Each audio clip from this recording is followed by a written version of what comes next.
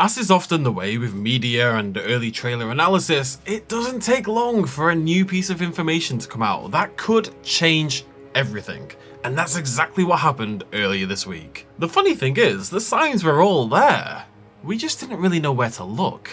See, what happened is some merchandise stands went up for Jurassic World Rebirth a few days ago, and amongst the cavalcade of t-shirts and caps were these hefty equipment transport boxes with an unusual label attached. Parkergenics Pharmaceutical Engineering. We can see 3 different labels here, the top one with these different squares denoting land, air and sea, with air seemingly highlighted and the words 0203 terrain. The middle one gives us the title of the pharmaceutical company at the heart of Rebirth's plotline, as well as a glimpse at their logo, and the bottom one has a barcode and serial number for the products. On its own, this might not seem like a huge deal, but if we go back and watch the trailer again a little more intently, it could turn out to be huge. The Parkergenics logo is first visible in the trailer on Scarlett Johansson's Zora's gun, confirming PG is that pharmaceutical company headed up by Friend's character running the operation. The second time it potentially appears is here, in the scene that would appear to show the D-Rex's escape from captivity, or at least it murdering a guy.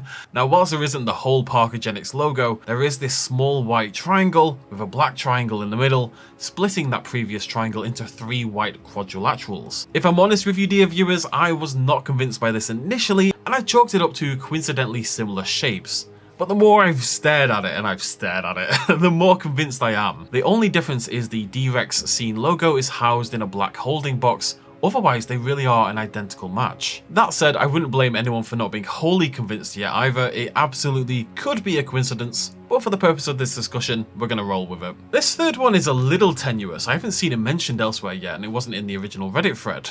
But the formation of these 2 orange squares on this miniature embryo chamber also looks much more Parkergenics than it does InGen. It matches their logo. In fact, if we go back to the D-Rex scene, then you'll see more small orange symbols on this big frame. Not to mention, the coloration itself of these symbols doesn't suggest InGen, because InGen is blue. But if you look at Scarlett Johansson's gun, it's orange, as is the boat the group arrived to the island on, and so is all the embryonic fluid that the dinosaurs are being raised in. Curious. If these images are indeed evidence for the Parkergenics logo, it throws a massive spanner into the works for Rebirth's plot, and probably helps explain some of the weird gaps we have at the moment. And I've got a few theories. Now, there's been a lot of noise around how advanced the technology is in the Rebirth trailer, and how it wouldn't make much sense for a lab that was founded all the way back in the 1980s. The tech looks more advanced than Jurassic Park. But what if it wasn't founded that long ago?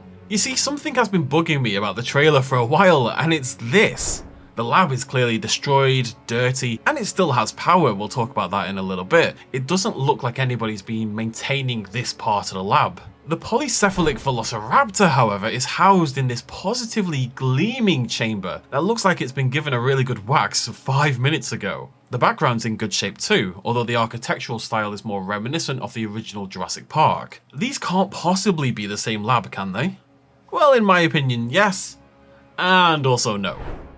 When Duncan and the group first enter the lab, we see this logo on the wall behind them. Now, this is seemingly an old InGen logo that was used for their biogenetics specific organization.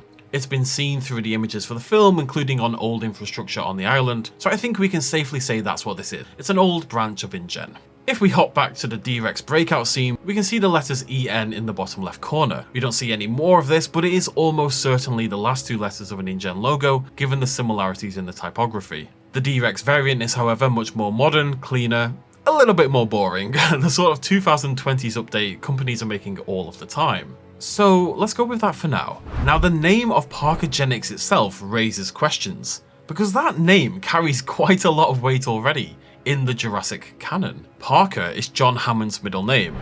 Now, for some reason, and you may be thinking, wait a minute, but Eli Mills refers to him as John Alfred Hammond in Jurassic World Fallen Kingdom, but in the rest of the canon, he's always been referred to as John Parker Hammond, and, this is weird, but if you pause Jurassic World Fallen Kingdom at the right point, even his portrait in the film that Eli Mills is talking about says that his middle name is Parker, although I concede it's a little hard to read. Regardless, at the very least, his name is John Parker Alfred Hammond, the greedy name-hogging mongoose. I've seen people write this off as coincidence already, but I really don't believe that's the case. Edwards is a massive fan of the franchise, and you've got David Koepp, writer of the original film, spearheading this one. And the Parker name is just casually dropped in there, with no other reference to Parker in the film. Honestly, it not being a reference is the less likely option to me. I'm pretty convinced that this is a reference to Hammond. So potentially then, we've got this old genetics lab seemingly formed through collaboration between InGen and Parkergenics that was built to research dinosaurs for the original Jurassic Park. We've also got a seemingly much newer lab that once again features both companies, and genetic abnormalities like the polycephalic raptor and the D-Rex. What the heck does this all mean? Well, I think I've got a pretty good explanation.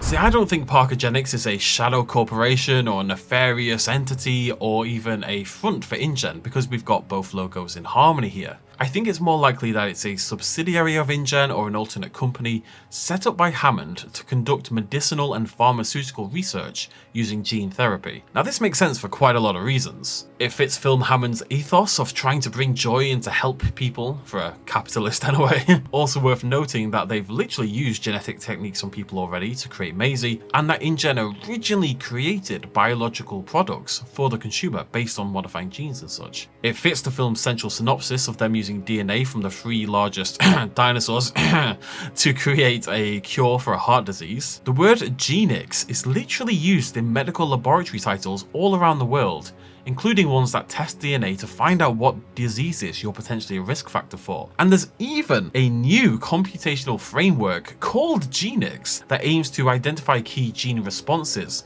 to the likes of vaccines.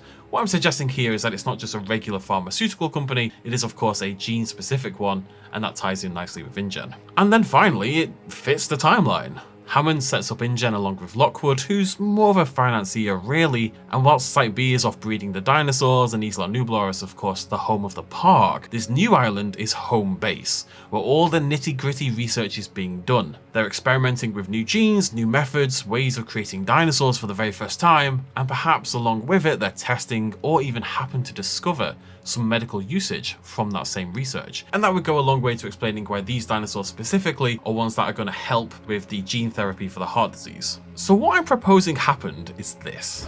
InGen, along with Parkergenics, set up Site C, as we'll continue to call it for now, to both experiment with dinosaur creation and with the medical implications of gene therapy. I imagine it as very much the Wild West of gene therapy and creation, with them experimenting with loads of methods and purposes. Now at some point, something causes them to abandon the project, perhaps the acquisition of InGen, and therefore potentially Parkergenics, by Masrani, and the removal of Hammond from the InGen board, and that's something that happened in the late 90s. Hammond at that point would very much want to keep this island of secret dinosaurs safe and secret, after all. One of the reasons he was removed from InGen's board in the first place is because his interest became much more in preservation and ecological reserves than it did in creating a dinosaur park and making money. Masrani showed no interest in anything other than big dinosaurs for his park, and I do find it hard to believe he would leave behind this island full of interesting dinosaurs, so I prefer to believe canonically he probably wasn't aware of its existence. I think that makes more sense. Either way, the island is abandoned for 20 years or so, and that's why we see these destroyed lab segments in the trailer. They've been left to rot.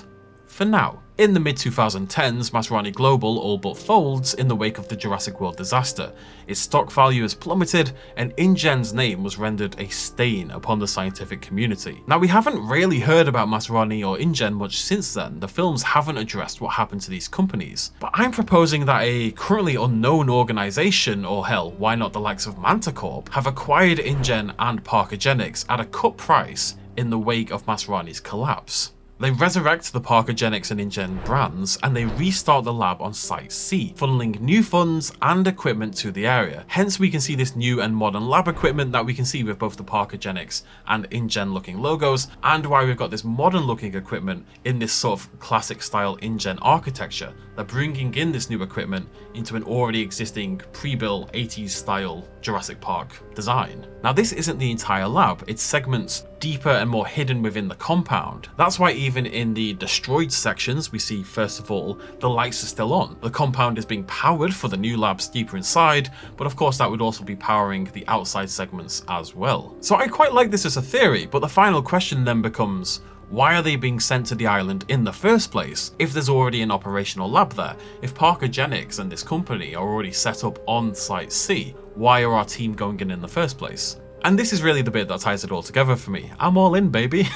I believe the goals of Parkergenics and the recruits, Scarlett Johansson's character, Jonathan Bailey's character, etc. are probably legit, and most of them believe they're there to retrieve the DNA samples, and it probably actually is helpful for humanity. But somebody's gonna have an ulterior purpose. Somebody is working for the mothership. It could be Rupert Friend's character, widely reported to be playing a villainous role, although I wouldn't be surprised if he himself is double-crossed or not given all the information. Regardless, they're also there to investigate this modern lab. Through the old one we see them traversing. What I'm suggesting is the lab has ceased communication with the mainland. It's gone quiet, dark, dead.